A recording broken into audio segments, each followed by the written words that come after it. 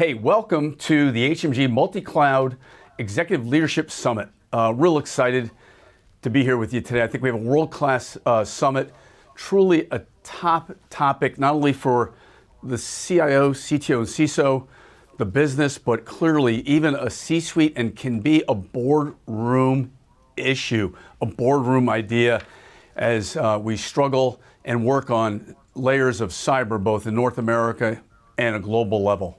Today's summit is all about multi-cloud. Yep. And when we think about multi-cloud, let's, at a high level, let's just give a professionally or a college kind of definition of multi-cloud. How would you define it?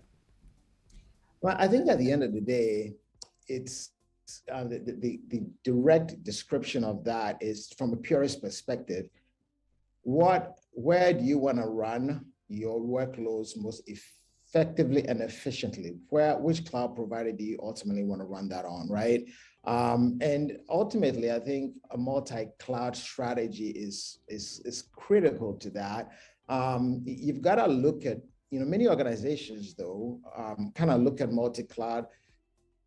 They usually have an objective, right? The objective is usually they're thinking about resilience, or they're thinking about portability, or they're thinking about cost. That kind of influences their multi-cloud strategy. But the purest definition is workloads that can run effectively and efficiently on a cloud provider.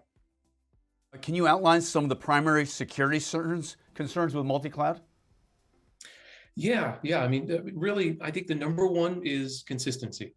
The cloud providers themselves are doing a great job as we're moving we're moving the bar up and up. They are as well. They build some tools that are native tools that are very effective. The primary concern we hear is if we're choosing multiple cloud vendors, which is often the case now based on either cost or relationships, contracts, whatever that is, being able to say we have a consistent security posture from cloud A to cloud B, and more importantly, between cloud A and cloud B. So that really has become a trend that we've seen in the last maybe 12 months that's picked up exponentially. When you think of cloud, what are you thinking about, and where do you see the opportunity for the business and for IT? Yeah, I think first of all, it's great getting to go after these guys, because what's happening here is we're talking about cloud as a consumption choice. And most of us are consuming both multiple public cloud infrastructure and on-premises infrastructure. And so as we're trying to optimize, what we need is an optimization model where we're consuming these hybrid environments in a cost-effective, secure, manageable, scalable, visible way. So it's sort of IT 101 applied across all of these different consumption choices. Over to Fred. Hey, Fred, when you think of managing cyber in a multi-cloud environment, how do you manage it? How do you measure it? How do you report up the cyber aspect? Yes, thanks, Hunter. It's a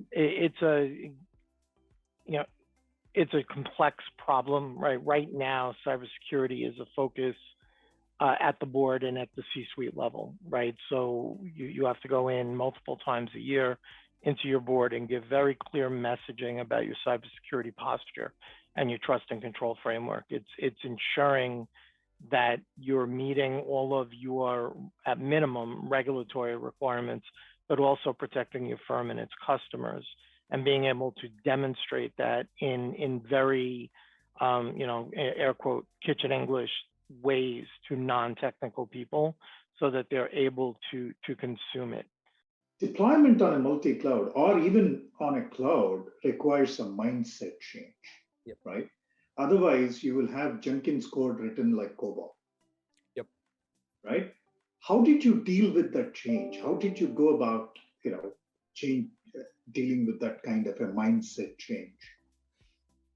Again, I think it wasn't very hard. One of the strategies we have adopted, when we did like multi-cloud, I mean, we operate in all the major cloud environments. So one of the strategies we have adopted, which may be useful, is basically identify applications that are, you're going to deploy in these multi-cloud.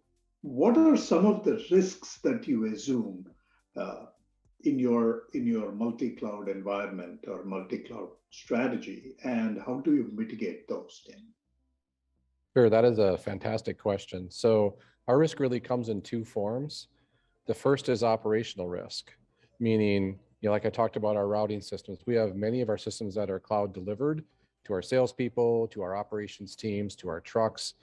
And if any one of those goes down, then we may in fact lose our ability to deliver. And I cannot, gone are the days when I can say, oh, I can just stand that up in my data center and get us back up and running. So we have to rely on our vendors. So there's the operational risk side. The other side of it is, as you've called out already, a security risk. How do we do a good job of not only evaluating them before we enter into a relationship with them, but also how do we ongoing ensure that they're maintaining an appropriate security posture? We've had more than one of our technology suppliers that are cloud delivered get attacked by ransomware and be taken offline. And so that's a significant risk to our company. So those two things, how we evaluate and manage the operational risk and how we evaluate and manage the security risk, are absolutely critical to our cloud strategy.